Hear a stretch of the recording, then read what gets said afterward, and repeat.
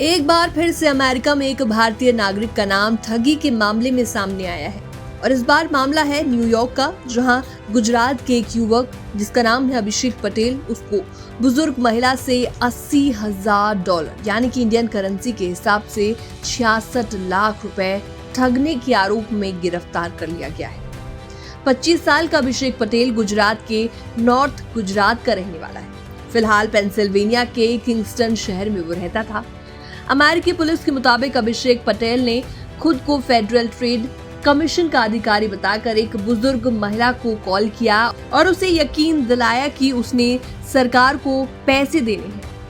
पहली बार तो महिला से कैश लिया और जब दूसरी बार पैसे लेने गया तभी पुलिस ने जाल बिछाकर उसे जिनेवा, न्यूयॉर्क में 24 जून को गिरफ्तार कर लिया।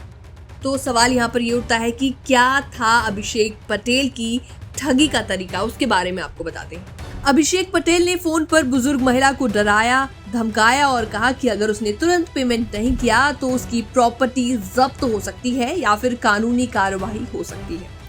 उसने महिला से मिलने की प्लानिंग की और कैश पर्सनली कलेक्ट किया।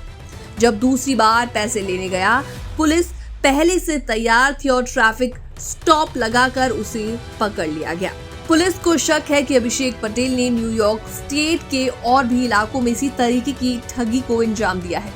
उस पर grand larceny in the second degree का केस दर्ज कर लिया गया है। फिलहाल उसे ओंटारियो जेल में बंद किया गया है, लेकिन फिर उसे जमानत पर छोड़ दिया गया और अगली सुनवाई की तारीख ऐसे में जल्द ही तय होगी, उसमें उसको पेश होना होगा। तो ये कोई पहला मामला नहीं है, बल्कि मार्च 2025 में वडोदरा के एक युवक को न्यू जर्सी में $1.2 मिलियन की ठगी के केस में पकड़ लिया गया था।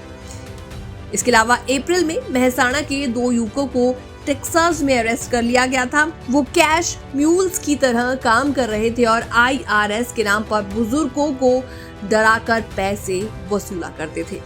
तो ऐसे में घटना अमेरिका में रह रहे भारतीय कम्युनिटी की इमेज पर गहरा असर डाल रही है। जहां लाखों भारतीय इमिग्रेंट्स मेहनत और ईमानदारी से अमेरिका में अपना फ्यूचर बना रहे हैं, तो वहीं ऐसे फ्रॉड केसेस उनकी मेहनत पर कई बड़े सवाल खड़े कर रहे हैं।